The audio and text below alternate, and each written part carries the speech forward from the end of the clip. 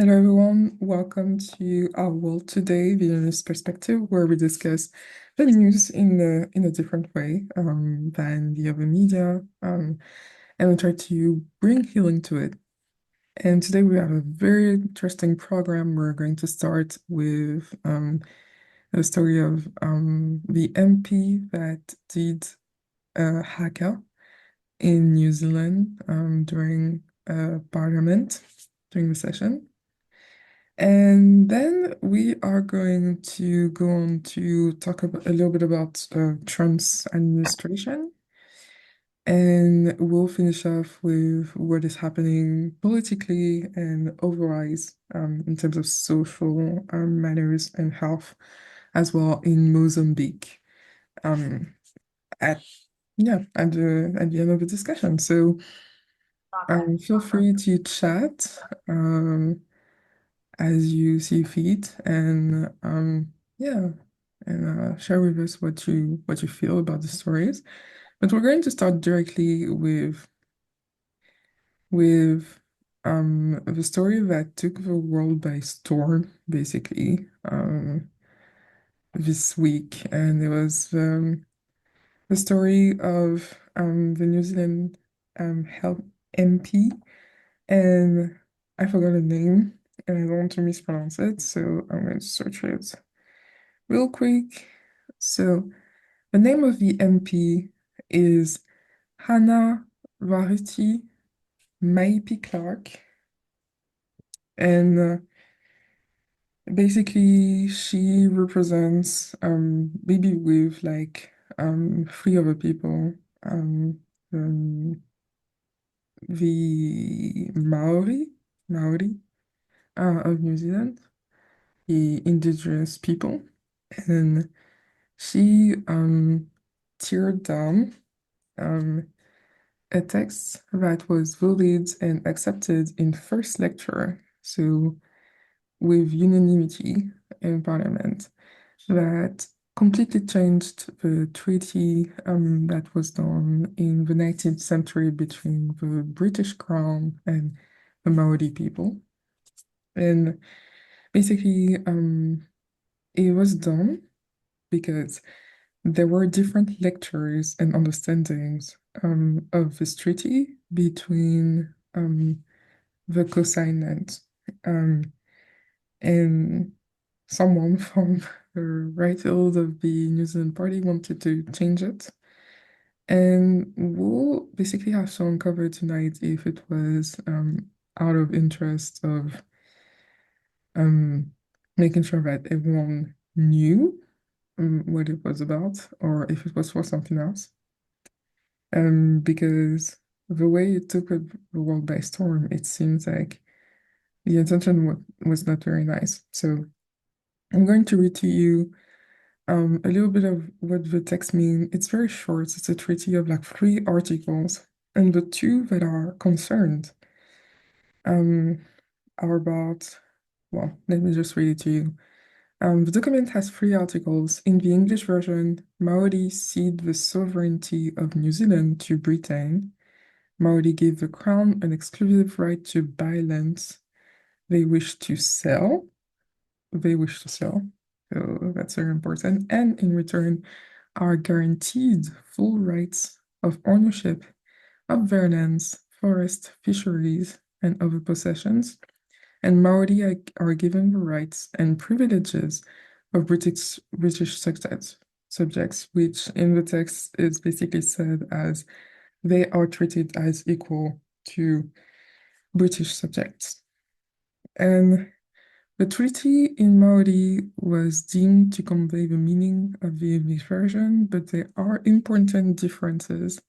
Most significantly, the word sovereignty was translated as governance in Maori. Some Maori believe they were giving up government over their lands, but retaining the right to manage their own affairs. The English version guaranteed undisturbed possession of all their properties, but the Maori version guaranteed full authority, intangible authority over the lands.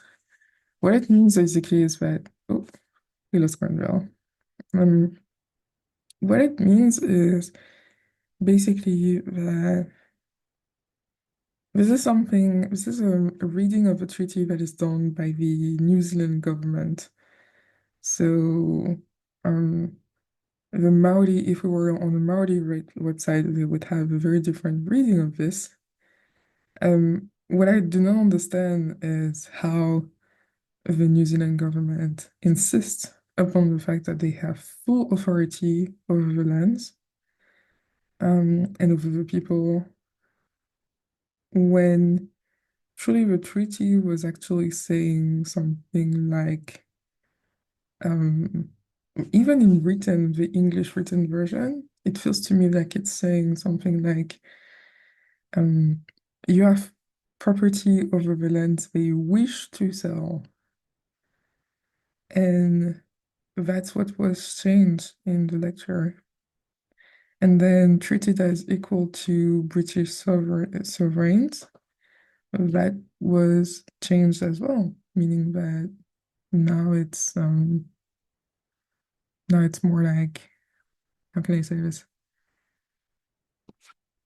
It's more like basically they have to abide by the rule, like the British citizens, instead of like they're just treated as equal. And we believe that this is not a way to assimilate the Maoris to the citizens, even though this in itself would already be dire, but it's a way to want to um, buy more lands, have full property of the lands, even though they didn't at first, and basically um, do commerce from it. So I don't know how you guys feel about that. Um, and yeah, I would like, if you have anything to say, Sage, about this. I would like to know like how this feels to you. Yeah, okay, how it feels it is. Hmm.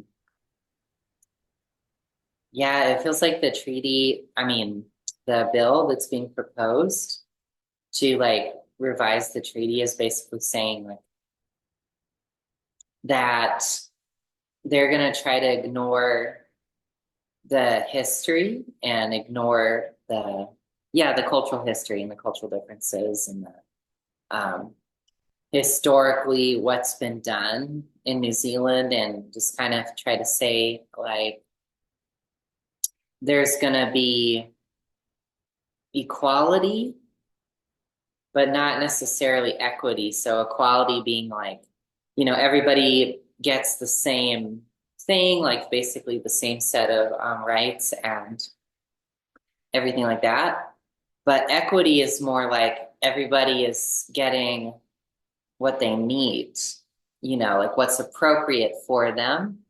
And so for the Maori people, because they're indigenous to the land, I don't know what kind of setup they have there in New Zealand. If it's like the Maori people, like as an entity, like own some parts of the land and have like more jurisdiction over it. But it's like it would make sense, right? Because if you want to preserve your culture and your way of life, it's kind of helpful to have more ability to, like govern the lands that you occupy. You know what I mean? Because like for a lot of indigenous cultures too, like the lands themselves are very like important to their cultural ways of life, like so I don't know if it's similar in New Zealand though, to the US where I mean in the US they're like reservations, quote unquote, where Native Americans can live and they can establish a lot of their own laws in the reservation territories. But I don't think it's like that in New Zealand, but correct me if I'm wrong, maybe. Yeah, Yeah, that's you're about it. right. Pacific Islanders see islands as deities, basically. Mm, So it's even more pregnant than present. I guess it's even more incorporated into the culture that the land is sacred, since the whole island is sacred, not just a bit of land in a big space. So yeah, you're right about that. Mm. Yeah, so it's interesting. So apparently what's going on here is that some people in New Zealand, um, who are supporting this bill that would change the interpretation of the treaty are basically saying, we should kind of all have like the same rights and we should all be on, I don't know how to say it. I guess I'll just say like an equal footing, and that there shouldn't be like special rights or specialized autonomy for, Maori people. And they're also including in there that there are people from all over the world now living in New Zealand. It's not just mainly like, British people and the Maori and everything. And so you kind of need to be like more inclusive than that. But so they're kind of saying like, oh, well, why would you guys get like quote unquote like special rights when like we're all the same? Aren't we beyond this? And to me, that's a very familiar line of argument being in the US, because people are like, have been saying that too, like being kind of like colorblind. It's like on one hand, it's like, yes, everybody, I mean, we all live in the same universal laws, like we all live in the same universe and earth, and Right. we fundamentally we do all deserve the same things, but we're also all unique and different. And the Maori people are unique and different as a people, and they have their own. I don't know. It just kind of makes sense, especially with that setup of like there were indigenous people, and then there were settlers, or some people call them colonizers, depending on what you want to communicate. And it's just like, well, there's kind of, kind of two systems or kind of two interwoven systems there. And so it's like, I don't know. That's how I feel about it. I'm just like, doesn't that make sense? Like, given the history, I don't know. What do you think, Granville and Urine? Like, I'm I curious. think What? Grendel is frozen. Oh, Granville's Yeah. frozen. I thought he was Yeah. just being really still. No, uh, he's frozen. I, So I hope he gets to come back. But yeah, yeah. overall, I agree with you. Like I think there is a tendency from white cultures to say like, oh, we don't see color and we Hmm. treat everyone the same. Like, don't you want to be treated the same? And Hmm. yes, yes, we want to be treated the same in terms of values. We want to be treated with respect, kindness, have fair exchange as citizens. And that was what this treaty enforced. However, I agree with you that it really is a matter of equity more than equality in a world where the treaties and the independence text already have in them the component. Yeah, in a world where all of these texts already have in them the component of treating everyone fairly and equal, what we need to focus on is treating anyone according to their uniqueness, their history, because we already know you want to treat every citizens in an equal way, equal rights, right? But if you change the text in order to say like this is stupid that people should be treated differently, you risk giving voice to people who don't have the best intention and basically erase the importance and sacredness of people's um, cultures and ways of being, which is what um, this treaty enforced. And I'm sorry, like people there aren't just British people anymore living in New Zealand, obviously.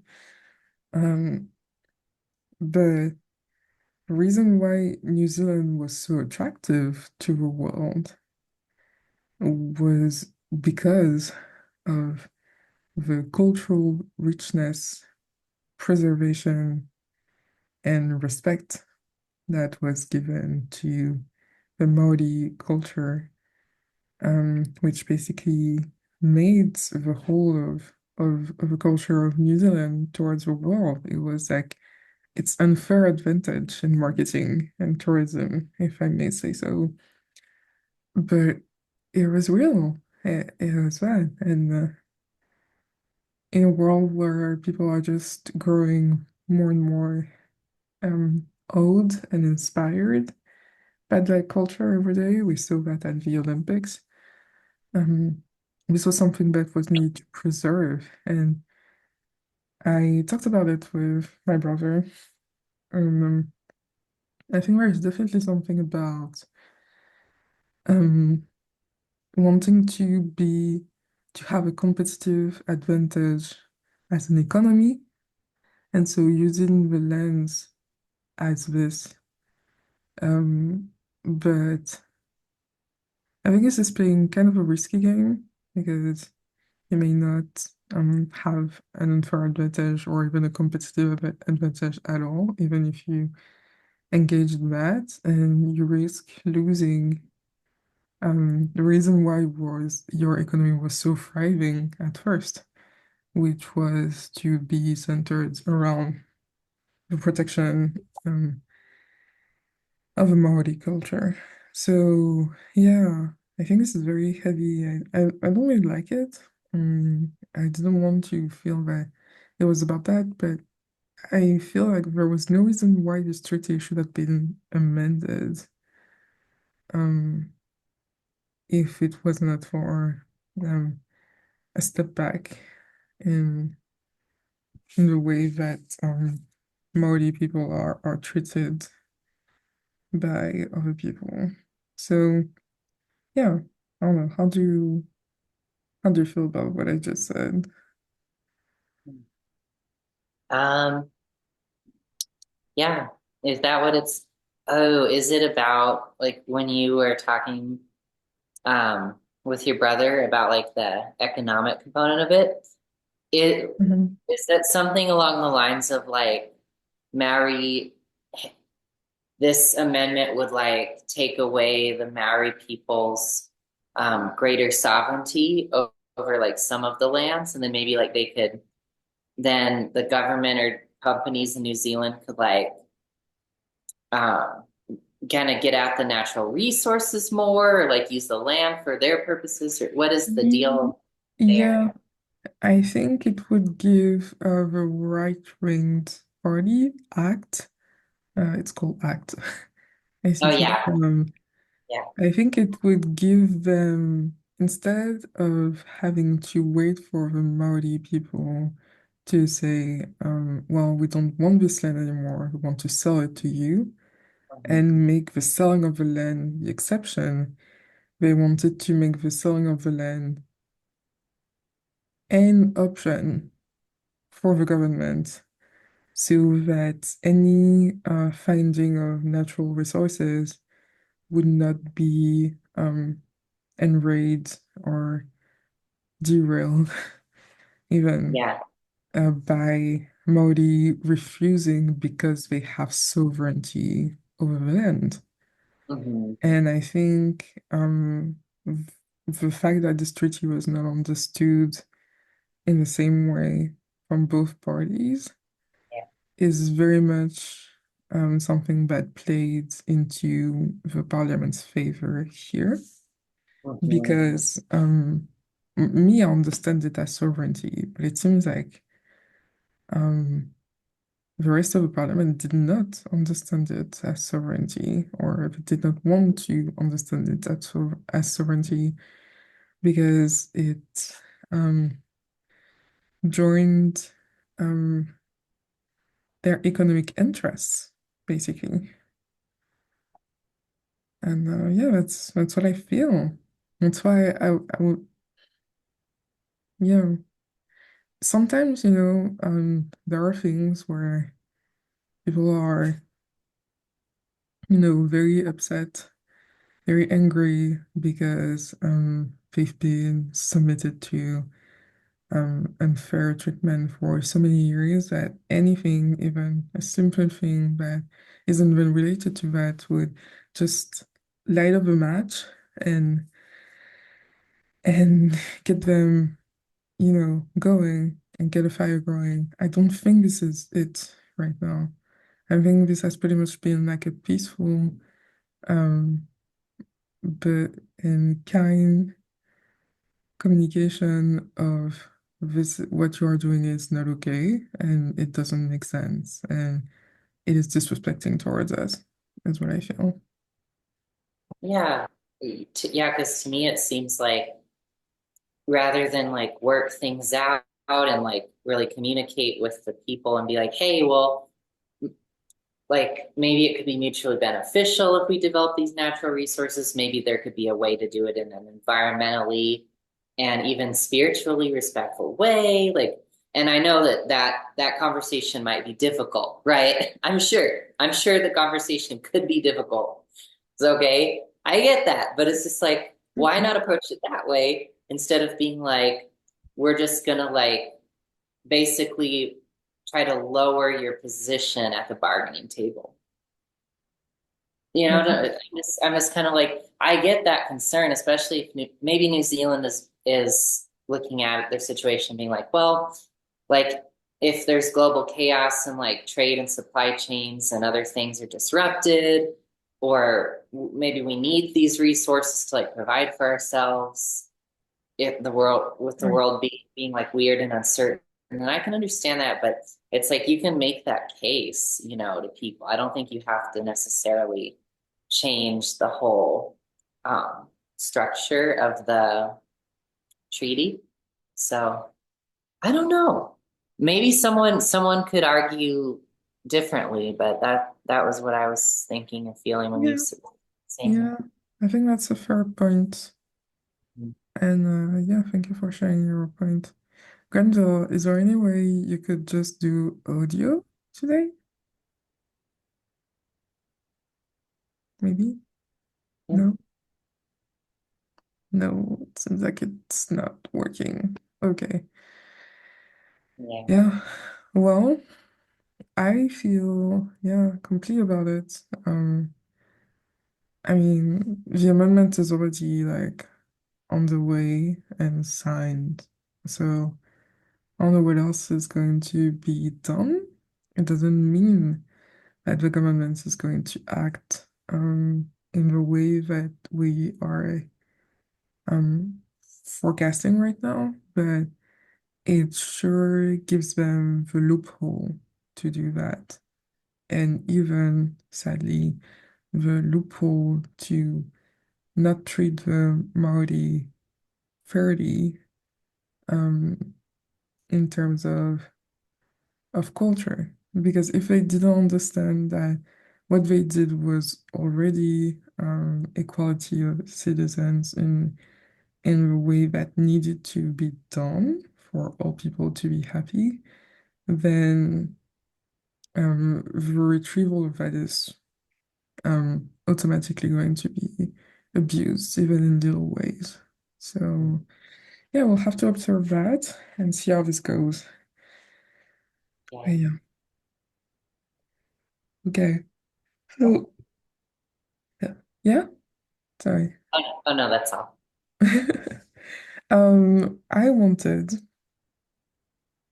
to hear your point of view about the administration that Trump is building right now. Because I heard some names, some names.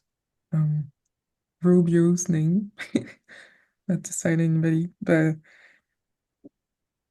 I also heard that people were very, very concerned about what was going on right now. So, can you kind of summarize the situation for us? Oh, yeah, I can, but this is one of those news topics, the developments in the world that we're not really very sure about. Mhm. Because, yeah, because like we know what's happening right now to some extent, but it's hard to tell what is going to be happening in the future. So yeah, that it'll be interesting to see, but we'll explain, we'll delve into like not just what could happen, but also the spiritual lessons that are at play here. Right. So yeah, so like in the Russia Ukraine war, right? So the Biden administration has had this policy of like slowly approving aid for Ukraine and sending Ukraine our old military equipment that is going to be retired anyway, right? And so it's mainly that, and then slowly getting aid in. And so, like last spring, there were like $61 billion of aid approved for Ukraine. But Volodymyr Zelensky was saying that only 10% of that has even arrived to Ukraine so far. So I don't know if that's totally true because he could be trying to say, we're not as dependent on the US as you think. Like he's communicating to his citizens, right? As much as he's communicating to the world. So he might be trying to say to them, don't panic. Like if the United States does cut off funding for Ukraine, maybe we could still go on for a while. So, and the reason that he would be saying this is because there's been speculation that, the Trump administration would just cut the funding to Ukraine, right? Because in one of Donald Trump's campaign promises, or I'm going to just call it a campaign suggestion, is he said, I'm going to end the Ukraine war in 24 hours. He said from the moment he got elected, within 24 hours, he would negotiate an end to it with Putin. Of course, you could just say that that's just showmanship and that's just him being his bombastic self. And you could say that, that's fine. But the point is that he's basically been saying we need to get a peace deal and it needs to happen as fast as possible. So let's just be charitable and let's say that that is his intention and the war as fast as possible. So there's been some speculation that he would try to force Ukraine into a deal with Russia that would not be very good for Ukraine, but just would be seen as positive by some Americans who they feel and they believe that we pay a very high cost to support Ukraine and that it's giving attention to foreign countries when we have massive problems at home that need attention. So that could be one avenue. Another avenue could be this peace through strength thing, which Zelensky also said that he appreciates that Donald Trump believes in peace through strength, meaning that the administration would basically threaten Putin with a lot more escalation from the West, from the US, and say, if you don't agree to stop the war soon, then we're going to really ramp up our support of Ukraine. And if you don't agree to do it on like decent terms, right, for Ukraine. So that's also on the table. So, and then there's the interpretation. So some people are saying Joe Biden is trying to give Ukraine the best footing that it can have before Trump might cut off all aid to Ukraine by approving Ukraine's use of long-range missiles to go into Russia. And the idea is that the long-range missiles could strike factories, military depots that have a bunch of supplies and stuff, and also airfields. So the Russian Air Force can't to do bombings over Ukraine. So some people are saying Biden made that just to give Ukraine as much as he possibly could before Donald Trump potentially takes all the support, any forthcoming support away. Some people speculate that this is a strategy like Trump and Biden are potentially even coordinating. And Biden is trying to say, I'm going to put tons of pressure on Russia by giving additional support to Ukraine so that Trump will be in a better position to negotiate an end for the war. So do you see how like every little thing here, there are like two interpretations of it. Like Right. everything is very much in flux right now. People do not know what to think and what to feel about it. But So that just depends. And so overall, though, I feel like with Trump coming into presidency again, um, Europe and Ukraine particularly, and they're being presented with this message of like you might need to like ramp up your own provision of your self-defense like more. Um, and not rely like as much on the United States because you just won't be able to like the political appetite in the US for that is kind of lower, some would say. And so that could be one of the lessons is to like, stand up for yourself and like provide for yourself more. Um, and that might be part of it. Um, Another thing too that this could be is kind of like the value of like communication, like communicating what the war is really about. What is the value of supporting Ukraine and what's really happening? Because something that a lot of people in the US and especially in Trump's sphere are unaware of is that, European countries have been funding the war like 50%. It's not like 90% US, 10% Europe. A Yeah, lot of I was kind people, of surprised when people said like oh, Europe will have to fend for themselves. it's like they We're kind of already doing it. Like, they oh, already oh. contribute a lot. So it's like, but it is 50% from US, 50% from, European countries. But aren't isn't the EU and Europe like kind of equivalent sized economies like together? I don't know. Is that Yeah, yeah, it's equivalent size, so? equivalence in inhabitants and basically Yeah. like resources put into it. And also NATO and the United States definitely doesn't want to, Trump's United States definitely doesn't want to have anything to do with NATO. So we have like we even have like several level of assistance in this war. Yes, the United States help would be like a definitely loss. Um, but at this point, it feels like any country's defect would be a loss as well. Yeah. So yeah, Yeah. So you know, it's kind of dicey, but I don't really know what's gonna happen because we can't really tell. yeah. Because even if Donald Trump administration were like, hey, you guys need to end the war, Ukraine could just say no, and Putin could just say no, right? You To be know? honest, yeah, I don't, I don't see any like conspiracy, opposites of a political spectrum type of play here. I do not understand why this has such an importance even.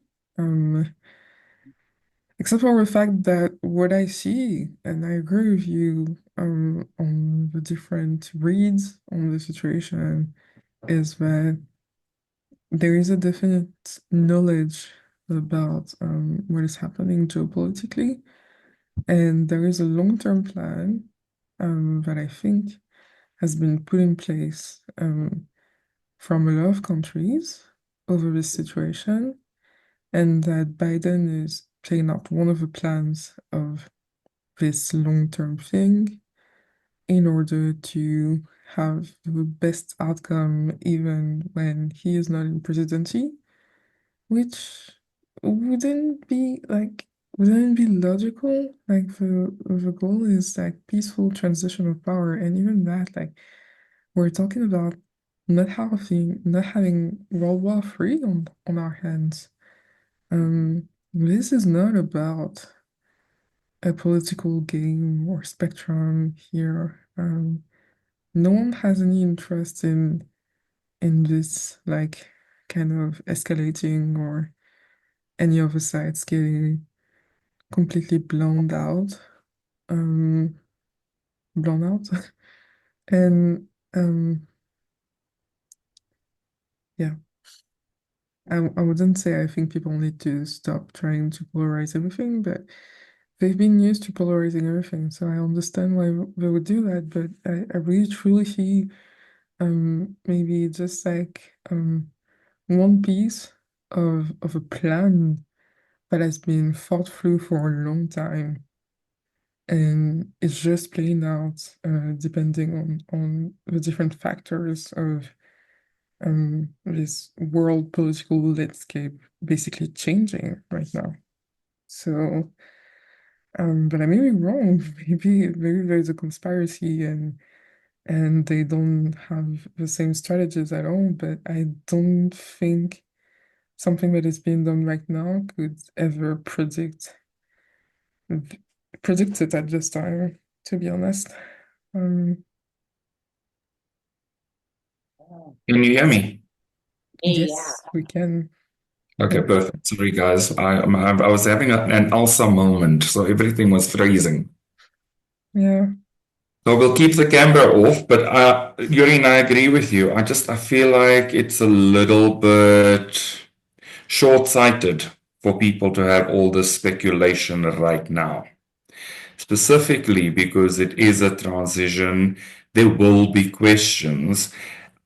I feel like the questions, though, are being sensationalized based on historical stuff.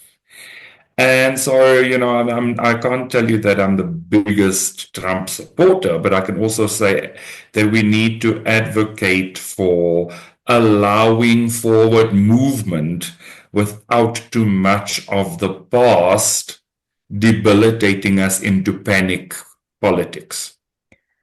and I have to agree with you in return because the only thing that I see as the reason for this being in trending news right now is that people are pretty much living in fear of a catastrophe washing over the United States and by consequence the world. And people are saying like it's just been a wave of terrible news for 2 weeks.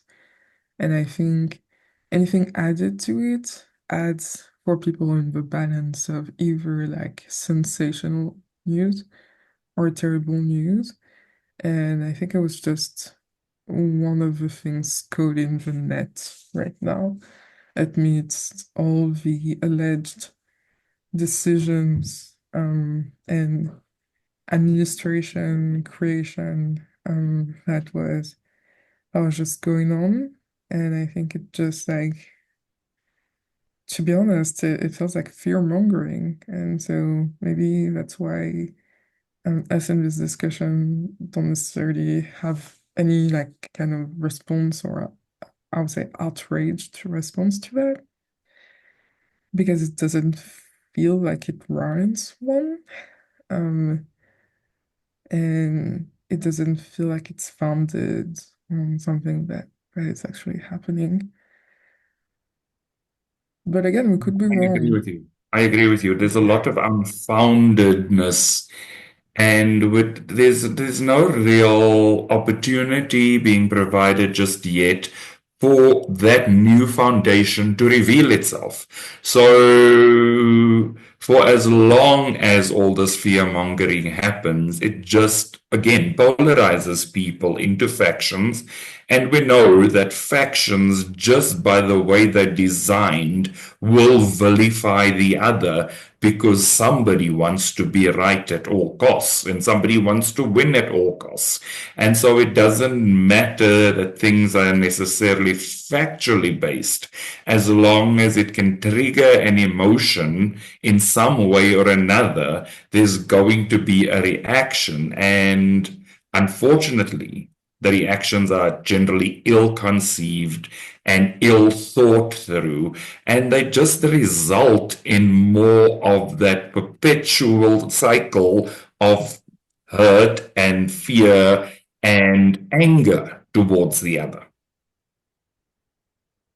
Yep.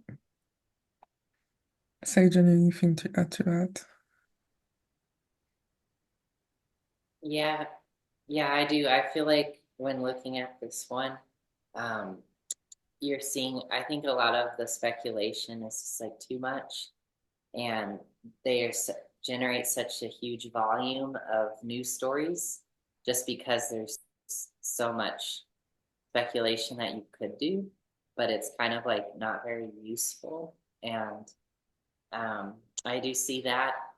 And yeah, you're right. Like history doesn't necessarily have to repeat itself, meaning I think what you're referring to is that people are saying, some people say that like if Ukraine like falls under Russian control or something, the next Putin would move on and invade like another country in Europe. Basically, that's what you were saying, right? Like that people were like afraid of history repeating itself, basically. Yeah. Yeah, I think maybe that's what it was. Yeah, we know as humanists that um, there's definitely something about like a pattern repeating, and it's clear that Putin, Putin is not stopping, and that he just wants to have satellites, just like he did in Georgia and is doing in Ukraine. So it'll continue, and maybe it'll be Belarus or Lithuania. So there needs to be like a consequential way of like stopping this and also learning from the mistake. Which is, in my opinion, why Biden was playing the long game. I think the only thing that is truly different here is that the strategy of the two presidents are going to be different because their values are different. But it doesn't mean that they don't want to have the interest of other people at heart. It just looks different. Maybe sometimes it looks a little bit crazy, or maybe sometimes it looks like nothing is happening, but we don't see what is happening underneath. And I think people really need that shot of realism and say like, okay, like it's been a hard week. We know. Um, News of the cabinets are not great, but this is not one of those. This is not something that should just continue to fuel your fire and outraged. This is something that you should take with a grain of salt and with a level head at all times. And also, please, Europe doesn't take weapons from the United States. They participate in wars are at a certain percentage and in a certain way, and they agree to do it either from an allied front or each in their own way. So yes, like people are worried that if the United States just goes into some sort of autarky, it's going to be the end of the world, but not on Ukraine. It's more like the political influence of Trump winning is worrying people right now. And I think it's time to stop fooling, um, yeah, it's time to stop fooling, reading into situations, um, thinking that every sensational thing that you see is the right thing. Um, but yeah, that's a long game to play, long game of healing and deconstructing and re-educating people. That's okay. Like we'll do it. We have to do it.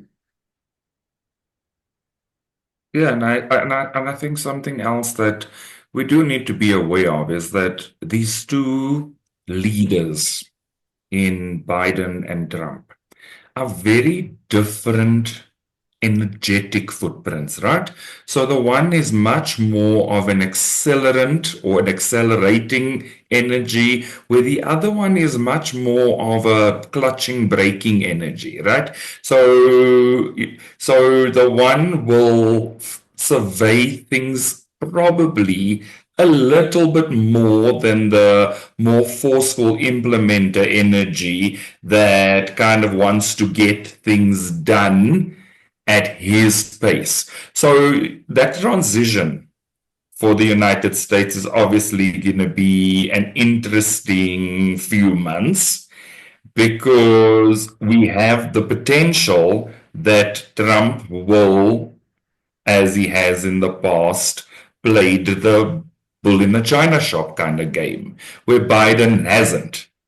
And so I think that's what makes people nervous. And then you add the bull in a China chopper energy of Putin, and you do have the perception of a recipe for disaster. So we can't fault people for being anxious on a level about it, but we can potentially encourage them to just pay attention for a little bit. Oh, you cut off. And yeah. Before on mobile. We also need to remember that these are not the only two people. These are not the only two countries. These are not the only two entities or powers. There's a lot of other dynamics that we mustn't discount. Life will balance itself out through the actions of other more considered leaders. So it is this kind of slow movement in traffic where you kind of sit and balance that brake and that clutch and that accelerator. Requires a new level of symphony in order to get that engine moving again. Yeah, pretty much. Yeah, I agree with that for sure. There's a lot here, but I think the overall message is to really take everything with a grain of salt. Take your time analyzing things and really try to find the balance and stability in all of it, even the news. Otherwise, like it's not going to make much sense to you. And I think that's what we're aiming to do with this discussion, and what a lot of media are failing to do right now, because of wanting to surf on like um the attention span of the audience. And I think that's quite sad because these have been like 2 very hard weeks for a lot of people. And I'm not just saying that for one side of the political spectrum. I truly feel like it has been like that um, for a lot of people, regardless of their political sides. And I think it could have been avoided. I think it could have been avoided for sure. Because the way we were discussing it right now, it was very much like, what are we putting our apprentice in a twist for, you know? Um, why is this happening? When, yeah, of course, Trump has been elected. Yay. Some people are not going to be happy. Some people feel this is extreme and radical. And yes, I would agree from my own culture that I think it is. But that doesn't warrant running around like a headless chicken, basically. Like my grandma would say, like, it's not the end of the world. And I remember maybe Shaleia posting sometimes, stop thinking about the thoughts of apocalypse and start thinking the thoughts of heaven on earth. And I think that this week is a real testament to how deep we can create our reality just from thinking that everything is going to end. And I think some people are living their worst fears right now, and hopefully they can get a response into distilling into stability and changing perspective and discussion and balance.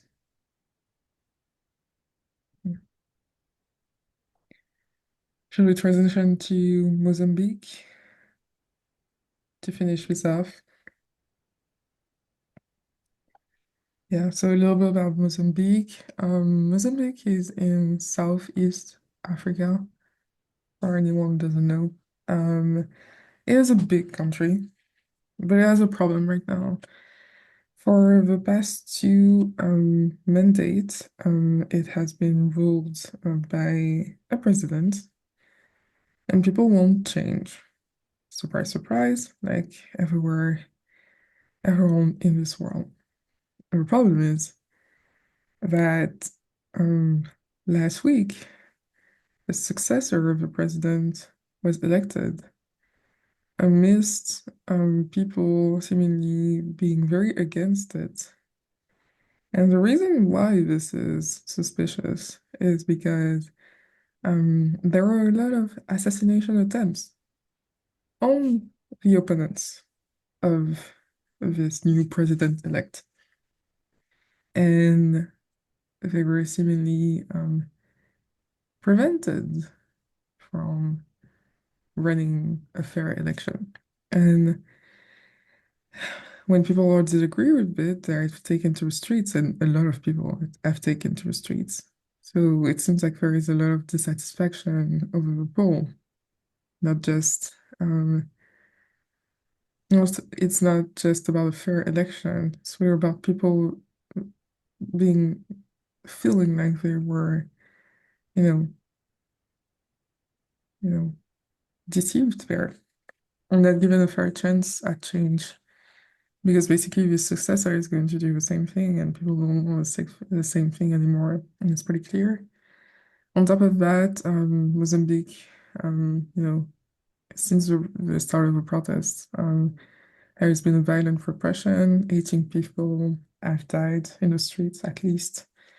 The other countries have closed their borders with Mozambique, which is a lot of border.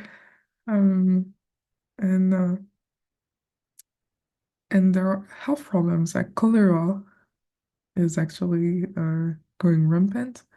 People are trying to leave by boat and drowning. So this is worse. This is not worse, but similar to the migrants crisis in the Mediterranean Sea. But it's a global scale crisis for Mozambique on all levels of society, in all areas of society. And so I was just, it seems like the facts are there. Maybe the history is different. We don't have a lot of information on Mozambique, except what is filtering through. Like every other conflict, grand or small. This year, TikTok has been banned by the government, and social media overall has been banned. And I just feel like it's a lot of incriminating things against the government, to be honest. So, but it may be different from what I'm seeing. So, how do you feel about what is happening?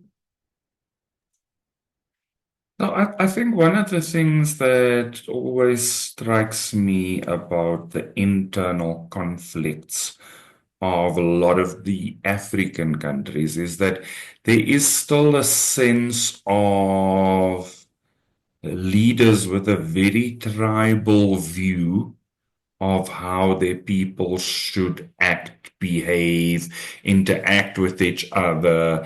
Very traditional, but almost very traditionally paternal.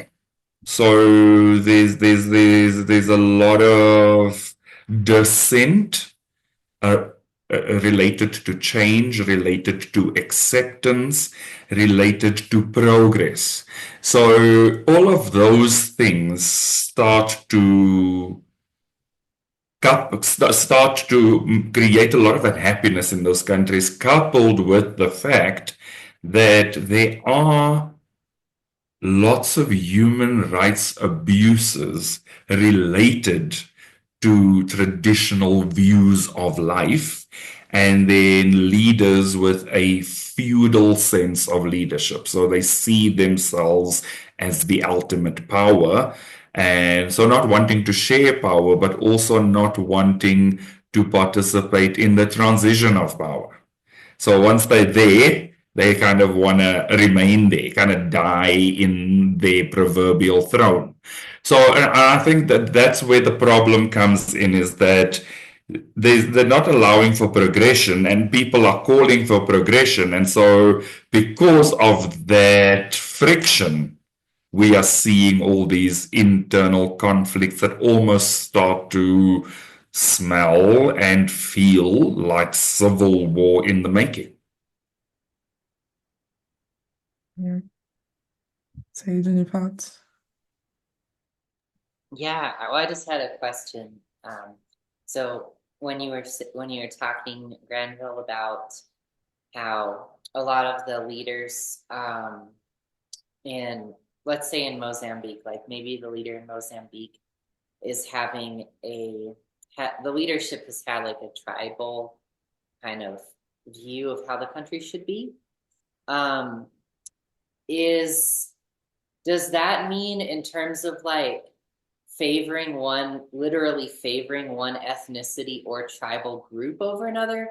Or is it more like very factional, like anyone who supports me is my faction and we're like vilifying the other? What exactly do you mean by that tribalism? Because I'm curious So it's definitely more the second case.